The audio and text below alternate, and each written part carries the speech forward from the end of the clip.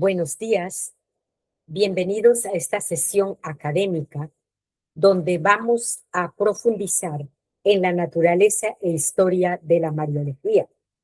Nuestro objetivo hoy es comprender quién es María, no solo desde el punto de vista biográfico, sino también cuál es su lugar preciso dentro del edificio de la teología sistemática.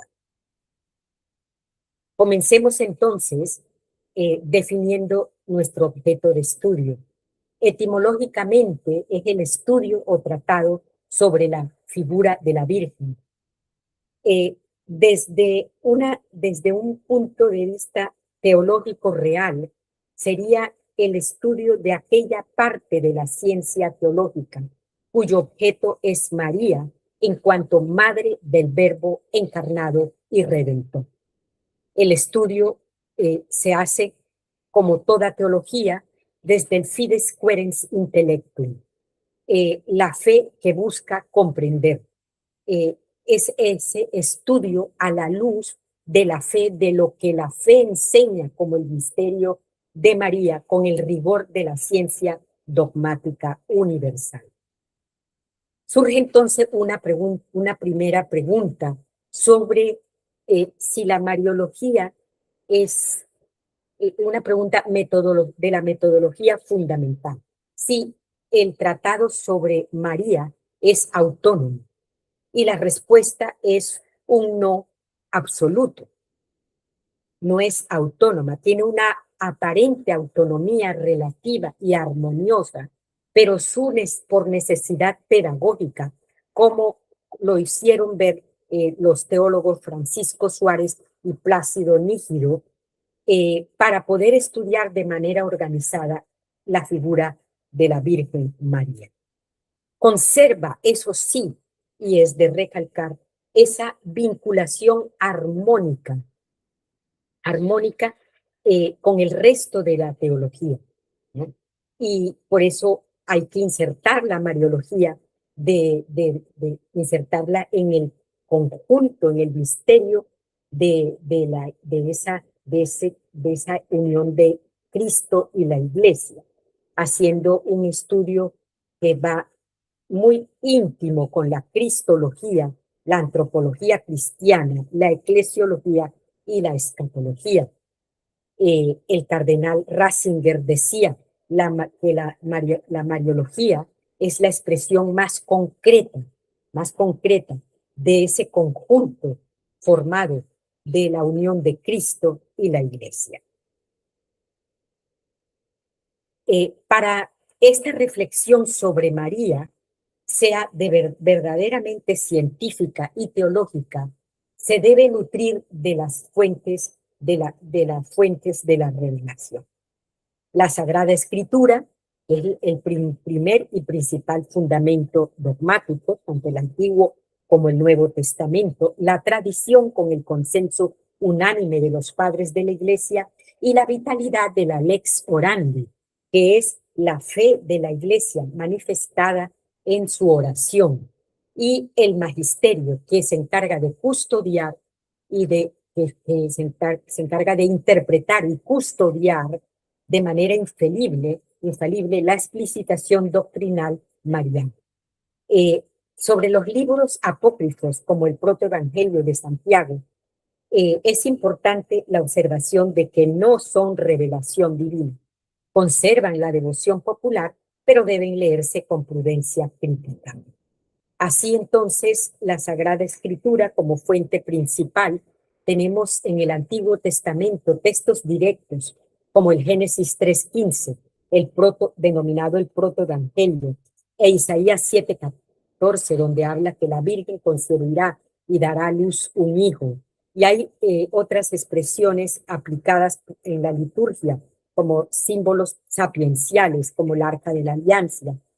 Y en el Nuevo Testamento tenemos la plenitud de los tiempos.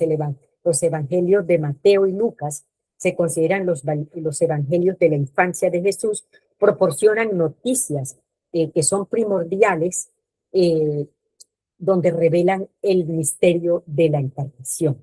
y la participación activa de la Virgen María. Hay también una presencia teológica densa en, en el Nuevo Testamento, en los Hechos de los Apóstoles, en las cartas paulinas y en el Apocalipsis. La segunda fuente, que es la tradición, la patrística y la liturgia. Tenemos San Justino y San Ireneo, hacen un paralelismo antitético, Eva y María, la desobediencia versus la cooperación a la redención. Más adelante, siglo III y IV, hay una consolidación del título de la Theotokos. En esto, importante recalcar Orígenes y Atanasio. Y luego, posteriormente, hay un desarrollo defensivo de las prerrogativas particulares a María, como su virginidad perpetua y su santidad, que se desarrollan para defender la humanidad de Cristo frente al gnosticismo.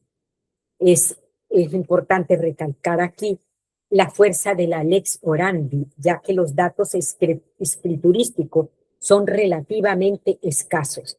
La fe mariana se entiende observando cómo reza la Iglesia. Ejemplo de ello es la oración Subtum Presidium del siglo III, que es la plegaria más antigua que invoca la Theotokos.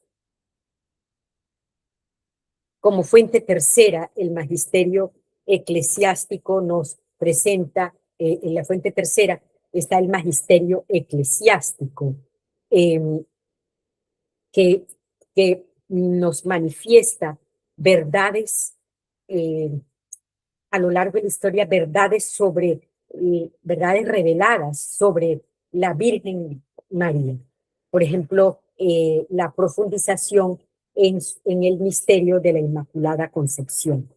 El magisterio lo hace por una expresión de magisterio ordinario, que es la predicación continua de los obispos y romanos pontífices. Se concreta en encíclicas y catequesis sistemáticas.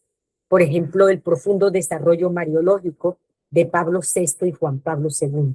Y el magisterio extraordinario, que son definiciones dogmáticas infalibles ejercidas mediante concilios ecuménicos o declaraciones papales es cátedras.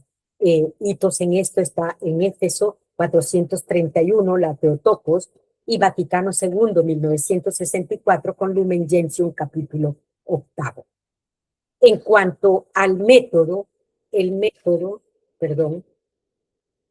en cuanto al método mariológico, en el siglo XX no me voy a detener, pero existía antes del Vaticano un estilo tradicional devoto, piadoso y especulativo, y al mismo tiempo existía un estilo riguroso, científico, que se movía entonces entre el devocionismo, se movía entonces entre un devocionismo,